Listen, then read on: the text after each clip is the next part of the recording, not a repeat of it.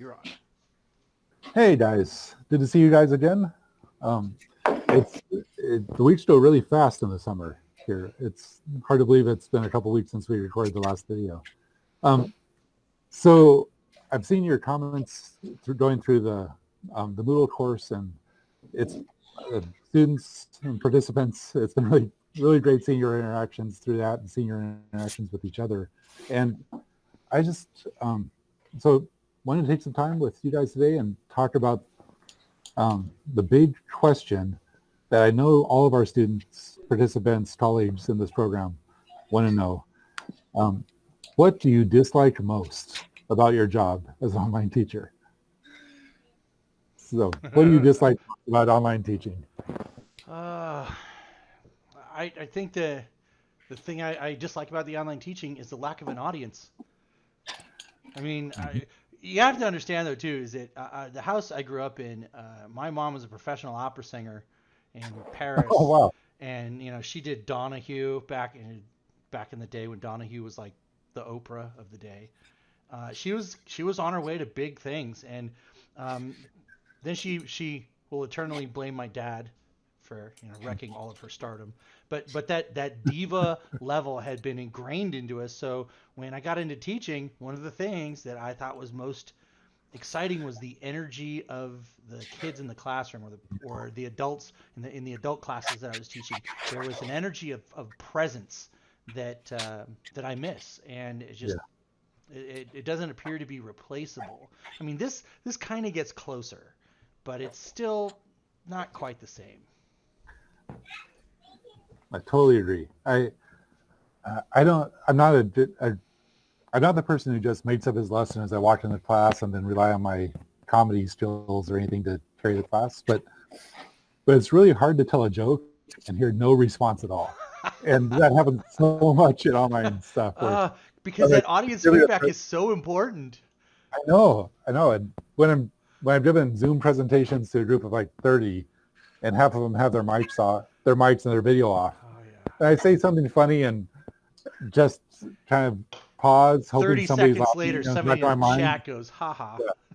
Yeah, exactly.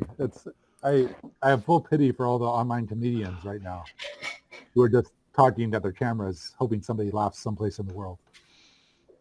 Yeah. Yeah, absolutely. I would say mine is similar in the sense that, like we kind of discussed already in the forums, when you are in a classroom, you can tell right away when somebody needs help, even if they're not telling you that they need help.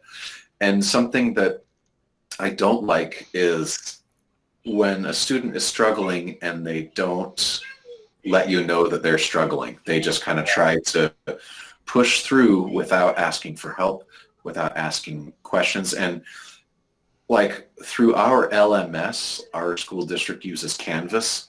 Okay. And I can look up any student's activity, and it tells me day by day or week by week how many clicks they do in the course and how many times they engage with it. And sometimes I can see that kind of decreasing, but it's like, well, why aren't you asking for help? And if I do see it decreasing, of course, I can reach out to them. It doesn't mean they'll respond.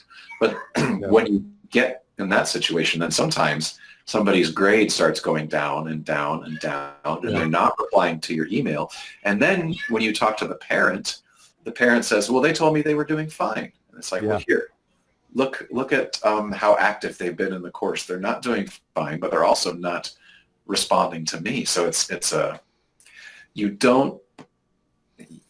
might notice that students are struggling, but that doesn't mean that they're going to respond when you reach out. Some students just want to be like, no, I can do this, but they procrastinate. Yeah, with that desire to reach out to the struggling students. I'm a large person. I'm close to 2 meters tall and totally scary to all my students at first. But I've learned to accommodate that. So when I see someone who's kind of struggling, I can go over to them and bend down and crouch down and ask them a question and encourage them and keep the class going and bring them in. But online, I can't do that. Like if I see somebody's not participating in any sort of online interaction, synchronous or not asynchronous, there's no way to really informally go over and say, how's it going? Because even if I write an email to them, they see something pops up that says, your teacher says, how's it going?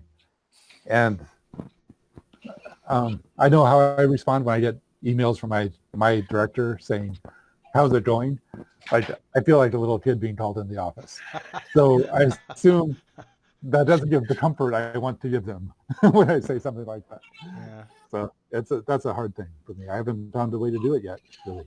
I would have to say that Jonathan's got a point there. The diagnostic capabilities of online are woefully inadequate to being able to use sort of the innate power of experience to look at a group of kids and like, yeah, that kid's not here and they're off, and be able to intuit, to understand who needs help and who doesn't. That's a big one, and especially if their cameras are off.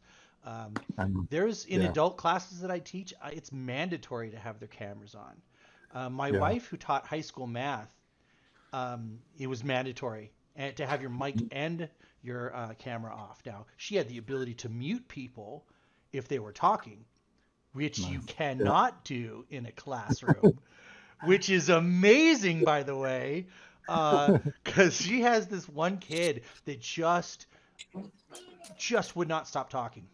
And in class, just can you stop? And it became this very contentious thing, very, very argumentative. But now it's like, you're done, click. She can't talk to anybody. And it was interesting to watch the level of work that kids who were online, and the format that they used was unique in the sense that the kids still went to school for the school day. And so let's say second period started at 10 o'clock. They showed up at 10 o'clock, and they for 50 minutes were online on a camera with that teacher. And then when it came time to switch, they switched rooms, and then they ended up on the camera again, which I thought was really unique. I don't know how hard that is. It seemed to take a toll on her, but that was rough. Yeah, it's exhausting to be online. That's actually another, not online, but that's another thing I dislike about the online teaching is when I'm in a Zoom call or Google Meet or something like that, I'm focused on the topic. Like you go in, and from the time you click in, you might have a minute or two of banter as people join in. Right. But no one's there because they, I hate to say this, but no one's really there because they just want to hang out. They're there because they intentionally came for a purpose. Yeah. So you lose that time, like passing between classes, where you see that student just standing there, and you just know, hey, I can talk to this person right now between classes. You can't do that online, and I can't do that with my colleagues either. I can't just walk in the staff room to get a cup of tea and talk to somebody and get some information that'll help me teach my next class. So that community informality is lost. Yeah, the non-tangibles are gone. Yeah. The part of the curriculum that people use that made the class, like, that was an amazing class, and it wasn't really about the stuff that was taught. It was about the interaction with the person teaching the class that really made the difference. That's something that I see compared to in a classroom. Teaching online, to me, seems to have a lot more direct interaction between teachers and individual students through email or through working on something together, and a lot less interaction from student to students. Now, in my classes, I also have discussions, and students will host in them, but they don't always post just casually or socially. It's usually to the point, and I have read research about social presence in online high school classrooms and things like that, where students tends to value interaction with teachers more than with peers in an online course, whereas I think in a classroom, I don't think that would be the case. I think they'd be much more likely to value interaction with their peers. But I think an online course feels more like business-like. Yeah. And it's like, I'm going to just go straight to the teacher and ask, if I need help for something, and we'll work on it together. But I think, just because I was thinking about that kind of that next discussion point of what's the same between online and face-to-face, I can't really think of anything. I don't do anything the same way personally. Yeah. Well,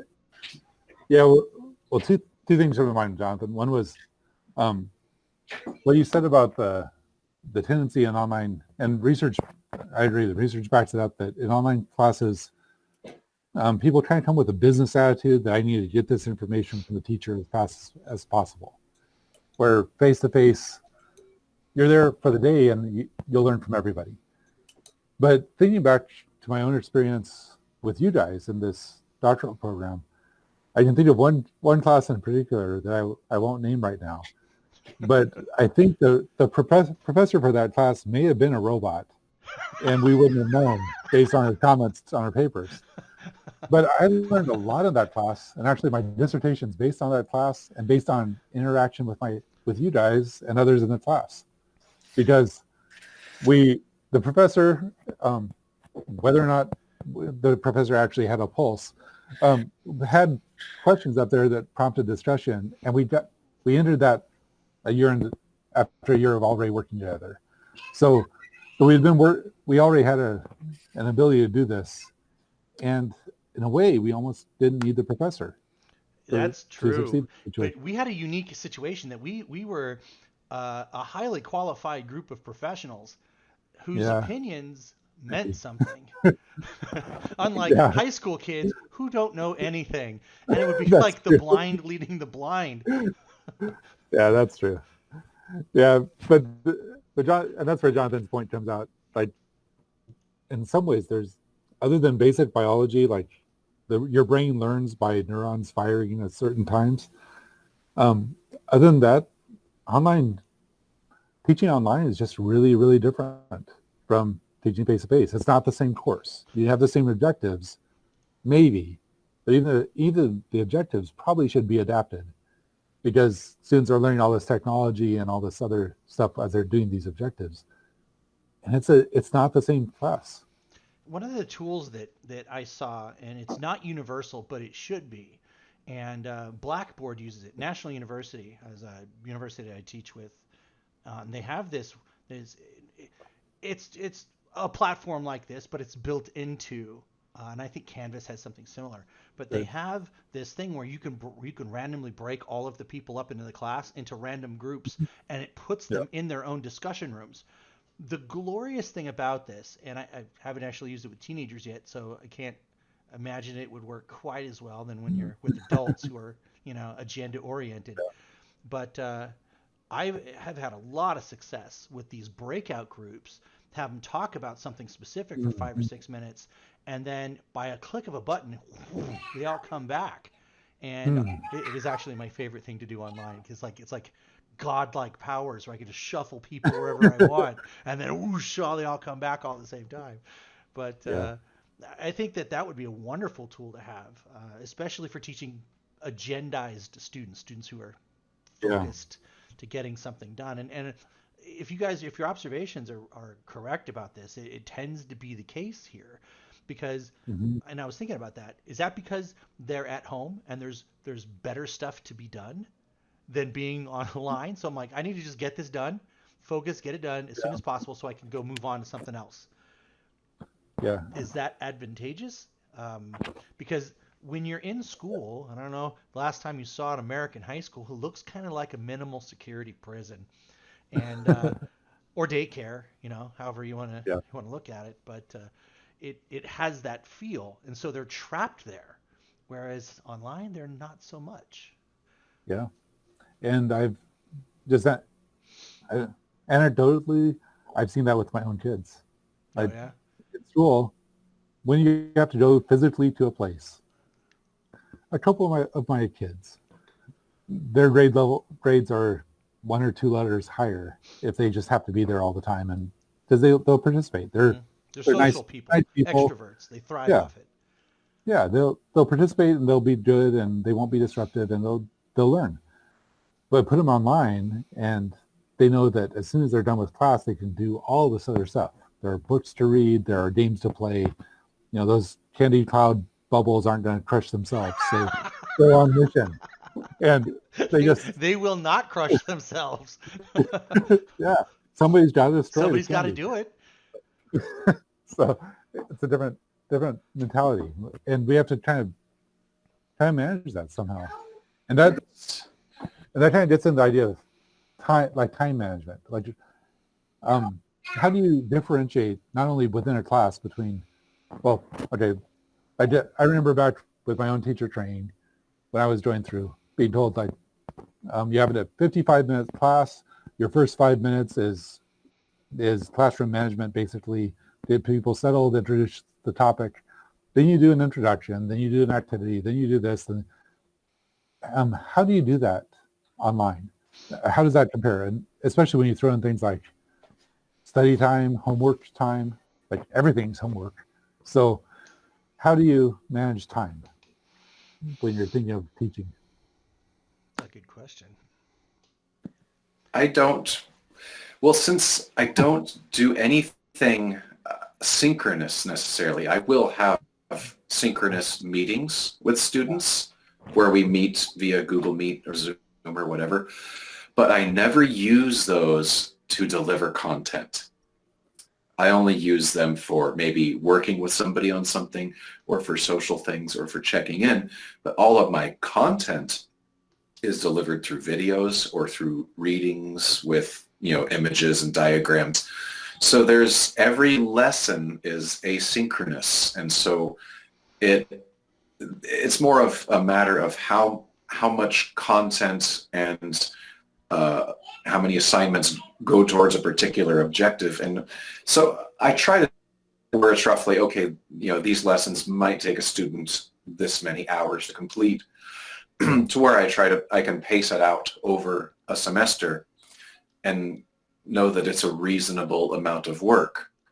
Mm-hmm. But because I don't do any of that delivery, it's just, here's the lesson. You read it when you want to, or you watch the video when you want to, as many times as you need to. And here's the assignment that you do to show that you know this objective, whatever it is. And you can do it as many times as you need to prove that you can do it.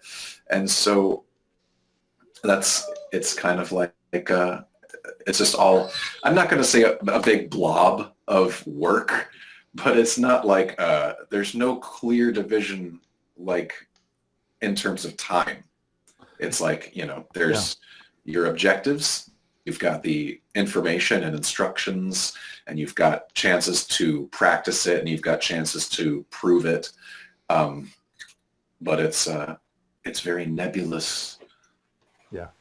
Yeah, I have to say that a lot mine are kind of the same way, because I don't know what their schedule's like, and because home is where they're at, and I can't assign. And I've learned these lessons the hard way. You can't assign a cultural priority to work, and it gets done when it gets done. And I certainly have. That's been a challenge with the Hispanic kids that I've taught, because in class they might do it, but it's a crapshoot if you send it home, and whether or not it gets done. Maybe it gets done at the end of the day when that's although the family stuff is taken care of, and then assuming they have energy for it. But that's one of the tools that has to be, I think, taught to the students is how do you manage your work and home stuff, because now these things have all been mushed together, and that has to be prioritized. Now you can give them options. You can say, well, you could do it in the morning for 2-3 hours and then do something else, and maybe at the beginning of the course, of any course that's going to be taught online, that's one of the things that gets talked about first. Think about what you're going to do, when you're going to do it, and then let's find a way to stick to that. And then that way we can try to mold home necessities and emergencies or whatnot that happen around that platform first. It's adjustable, but at least they have something to work with. Well, something that I do at the start of every module in my courses is I provide students with a pacing, like it's like a checklist, but it's paced. So I suggest week 1, you could do this, this, this, this, and this, and they can they can print it and check off the box. Week 2. And so, and I do it with a caveat that this is not set in stone. You're not going to fail if you fall behind. But if you follow these suggestions, then you will stay on pace. And it's kind of like I was saying, it's like, it's 3 or 4 hours a week. It's like a very reasonable amount that I suggest on there. And that's, it works for some students. I think other students totally ignore it, but it's there either way. Yeah. And I'm kind of laughing right now because I just realized I totally forgot to do that for this course we're teaching right now. I should have done that at the first module 1. Oops. I should have walked it through. This is how you manage your time for this. Sorry, all people watching this video.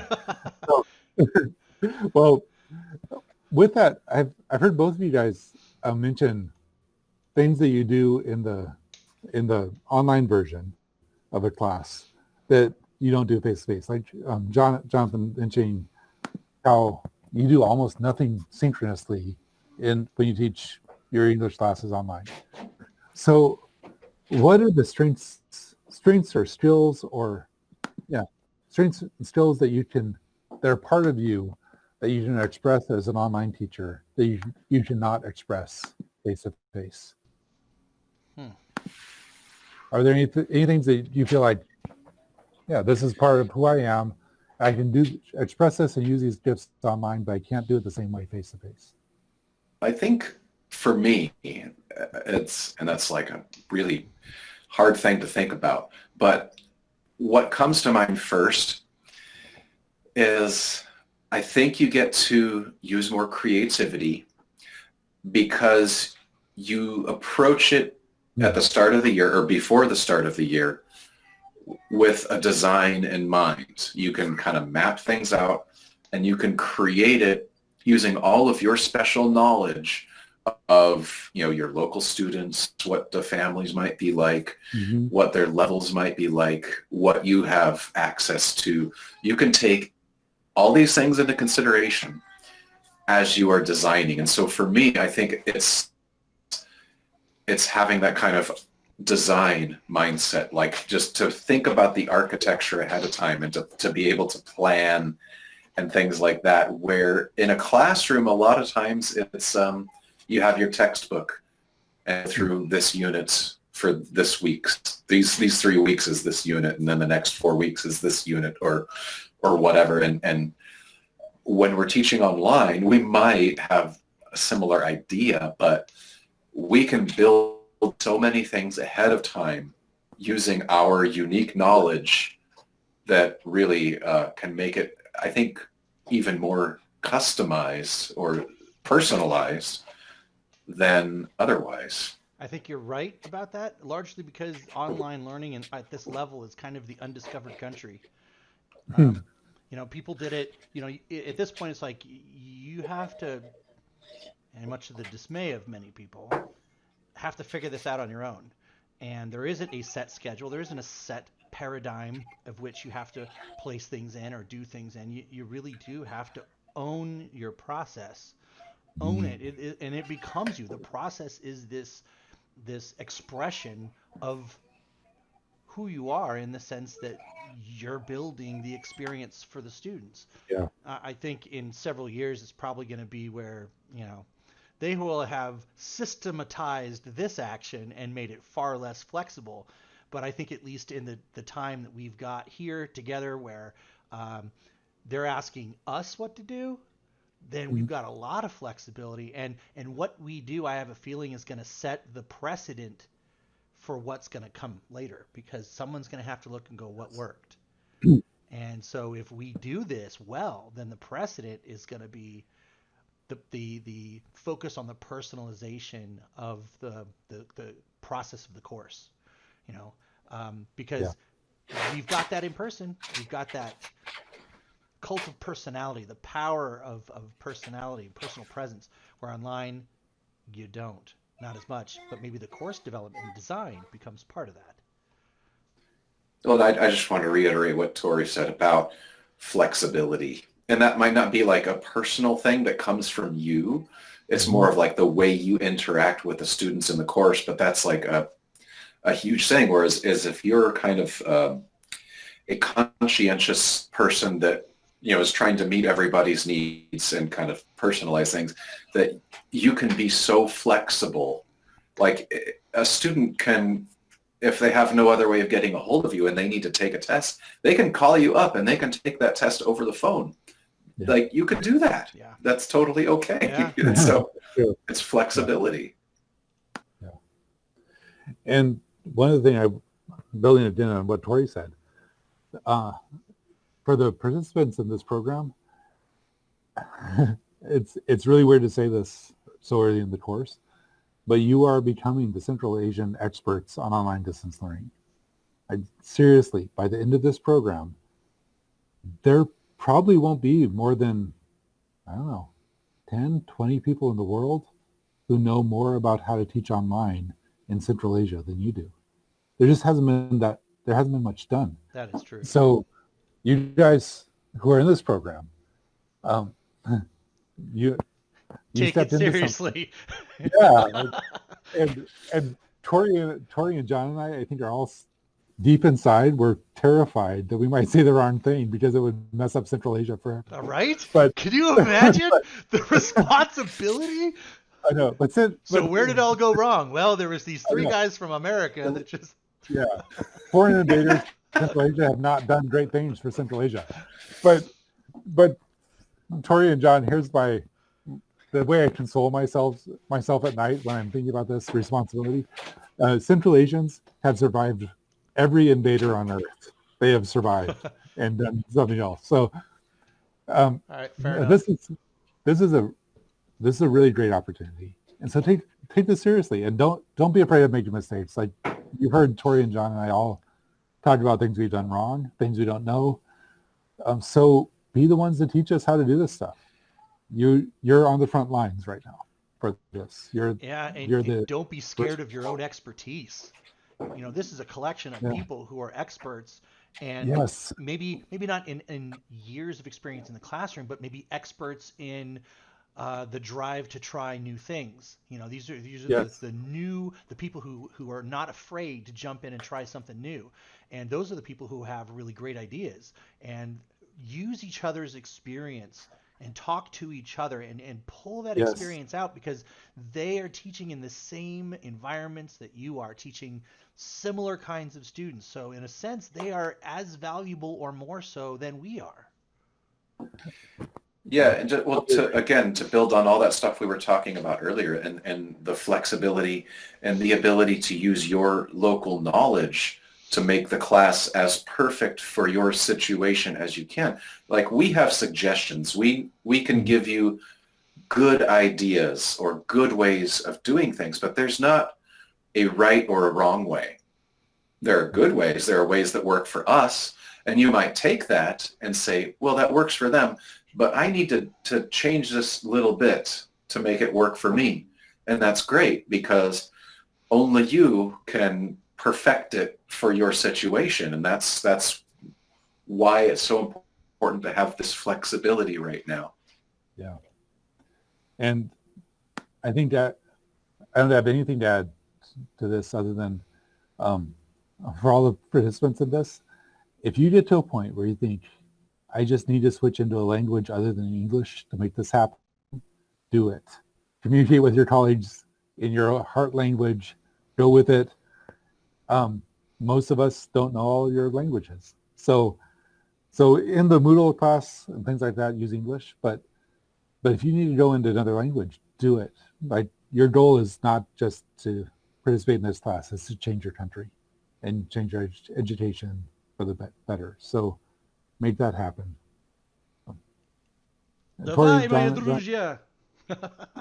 Молодец. Okay, Jonathan, your language lesson for next week is молодец, means good job.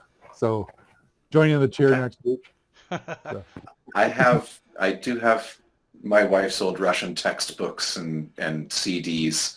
Like CDs? What are those? Like... Yeah, and DVDs. Well, you know, she took Russian in college. It was, you know, It was before everything was online streaming. So, But can't you just like see Russia from your house? yes, Like but I here's can't the top. hear Russia from Oh, my okay, house. got it. Okay. Okay. So thanks, guys. People, all the participants, hope this is helpful. And Tory and John, thanks. It's a fun discussion. You bet. This was awesome.